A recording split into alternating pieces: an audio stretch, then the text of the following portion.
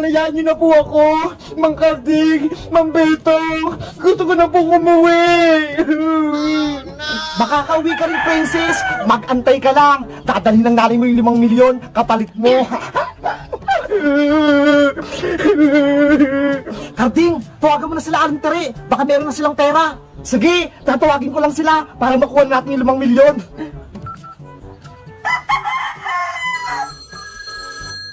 Aling Tere, may tumatawag po ulit!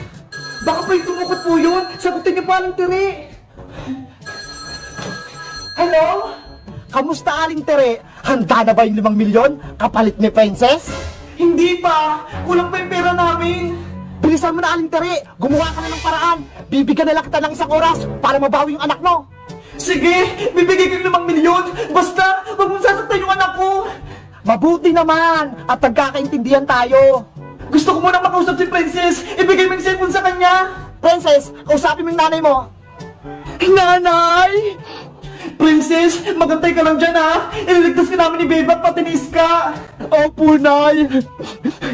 Sorry po, kung naging pasaway ako, ayan tuloy, napahamak ako! Huwag ka nang umiyak! May kasalanan din ako! Kung di kita pinalayas, hindi ka matudukot! Kunin niyo na po ako dito! Tama ng drama! Aling Tere, dapat mamayang hapon, buo na yung 5 milyon para makuha mo na si Princess! Nagkakaintindihan ba tayo? Sige, ibibigay ko sa 5 milyon! Mabuti, tatawag ulit ako mamaya! Anong sabi, Karding? May 5 milyon na ba? Mamayang hapon, Betong, ibibigay na nila yung pera! Yes! Beba, Iska, mamayang hapon na kukunin yung pera. Wala pa ako 5 milyon, baka hindi natin mabawi si Princess. Kami na pong bahala, Aling Tere. Pupurihin po namin ng pera yung bag nyo para magka 5 milyon kayo. Di ba, Iska? Saan tayo kukuha ng pera, Beba? Akong bahala, Iska. Tara na, kumuha na tayo ng pera. Dito lang pa kayo, Aling Tere, ah. Ano kayo iniisip ni Beba? Siguro, maganda yun. Saan kaya kukuha ng pera sila, Beba? Nasaan na kaya rito yung mga itlog ng manok? Para meron akong iulam mamaya. Mang Karding! Mang Betong! Palayain niyo na po ako! Nakikiusap po ako sa inyo! Diyan ka lang, Princess! Aantayin pa namin yung 5 milyon! Si Princess yun ah! Nakatali! Ano kayong ginawa sa kanya? Oh no! Guys! Ano nangyari kay Princess? Bakit umiiyak siya pati nakatali? Sa tingin nyo ba? Kailangan niya ng tulong? Mag-like at mag-comment lang kayo kung ililigtas ko si Princess. Bye-bye! Kita-kita sa part 6! Hello guys! Magandang araw! Si Princess, kinuha siya ng masasamang tao. Tapos, ang gusto, 5 milyon kapalit niya. Wala namang pera si Aling Tere. Anong gagawin namin?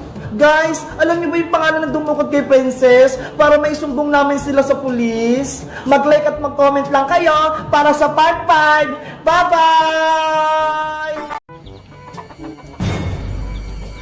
Nasaan ako? Bakit nandito ako? Nasa palengke na ako kanina.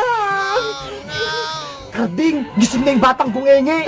Hello, Princess! Kamusta yung tulog mo? Siguro po, nilagyan nyo ng pampatulog yung lollipop kung binigay nyo kanina. Kaya ako nakatulog. Ang takaw mo kasi, kaya nakuha ka namin. O ano, masarap ba yung tulog mo? Sino po ba kayo? Anong gagawin nyo sa akin? Kami ang kambal na nangunguha ng mga batang palaboy-laboy. Ako si Karding, siya naman si Betong. Nandito ko ngayon sa manuka namin. Mang Karding, Mang Betong, ibalik niyo na po ako sa palengke. Inaantay na ako ni Manong Tanod.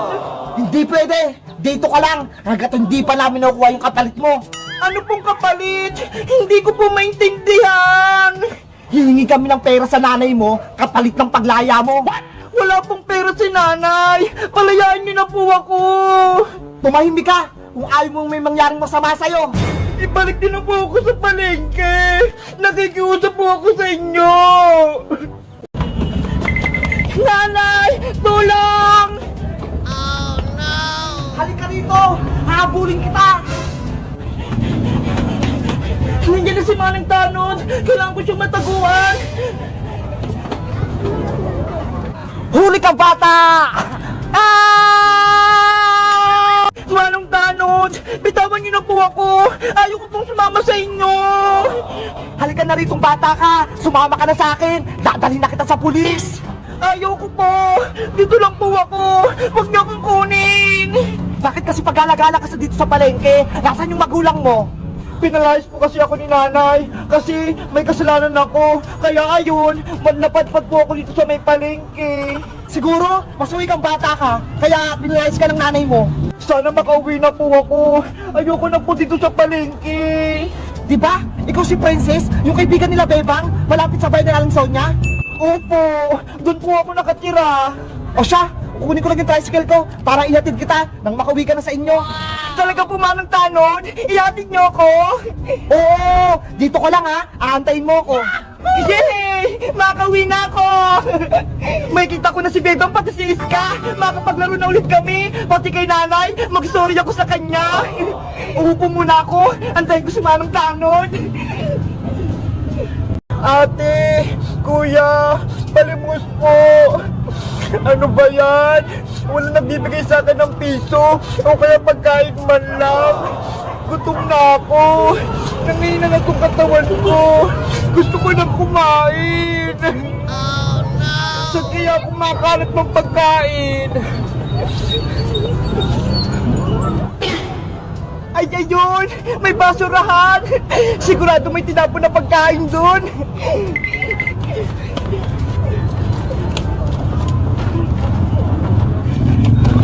Ano ba yan? Puro basura naman yung nandito! Wala akong mahanap na pagkain! Ay, ito! May marshmallow silang tinapon! Sana hindi pa to panis! Pwede pa to! Mabuti na lang, may nahanap akong pagkain! Dito nga muna ako! Ska, kamusta na kaya si Princess? Hindi pa rin siya umuwi. Kaya nga, Bebang eh. Sayang, may pasok pa naman tayo sa school. Hindi natin siya nahanap. Bebang, Ska, pumasok na ba kayo sa school? Opo, Aling Tire. Kapag nakita niyo si Princess, sabihin niyo, umuwi na siya ha. Miss ko na yung anak ko. Sana, hindi ko na lang siya pinalayas. Huwag na po kayong malungkot, Aling Tere. Mahanap din po natin si Princess. Panigurado, miss rin po niya kayo. Princess, umuwi ka na. Magdamag-damag na lang ako umiiyak. Tama na po, Aling Tere. Huwag na po kayong umiyak. Bebang, Iska, may ibibigay ako sa inyo. Ano po yan? Picture to ni Princess. Tulungan niyo ako magkabit-kabit sa mga pader kahit saan para mahanap natin si Princess. Sige po, tutulungan po namin kayo ni Iska. O, eto sa'yo, Bebang. Eto naman sa'yo, Iska. Ang cute naman dito ni Princess. Tara na, Iska. Magkabit na tayo ng picture ni Princess. Antayin mo ako, Bebang. Sige po, Aling Tere. Papasok na po kami. Sana may makahanap naman kay Princess. Doon naman tayo sa may kabila. Dito naman ako magkakabit para makita nila. Yahoo! Ayan! Doon naman ako! Ang sarap ng marshmallow! Maghanap ako ng pagkain sa basurahan. Baka mayroon pa. Ano ko yung ginagawa ng batang palaboy na ron? Nagkakalkal siya ng basura? Hoy bata! Umalis ka dyan! Naku! May tanod! Bawal yung pakalat-kalat ng bata rito sa palengke! Hinuhuli ko! Hindi ako pwede mahuli ng tanod! Baka dalhin niya ako sa kulungan! Halika rito! Dadalhin kita sa pulis para mahanap yung nanay mo! Takbo! Ano ba yan? Tumakbo! Hoy bata! Huwag mo kong takbuhan! Nanay! Tulong! Halika rito! Hahabulin kita! Nandiyan na si Manang Tanod! Kailangan ko siyang mataguan!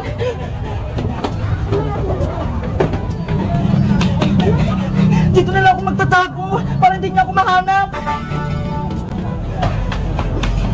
Nasaan na kayong bata na yun?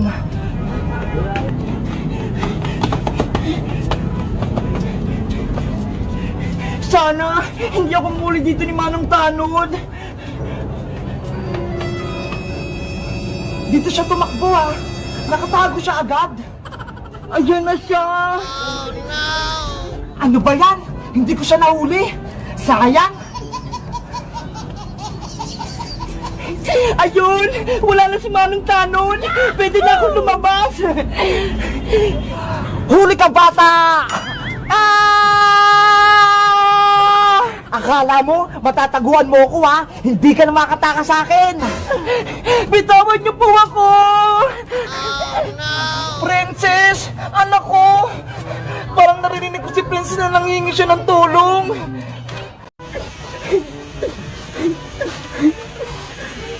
Saan kaya ako pupunta? Pinalayas na ako ni nanay. Hindi niya na ako love. Bahala na. Sa kalsada na lang ako titira. Maghanap na lang ako ng trabaho. Di ba tingin kasi?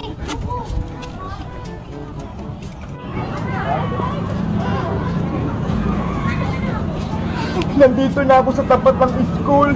Hindi na ako makakapasok. Hindi na rin ako mag-aaral. Mamimiss ko si Bebang, Iska, Poyong, at si Teacher Magda. Babay school. Aalis na ako dito.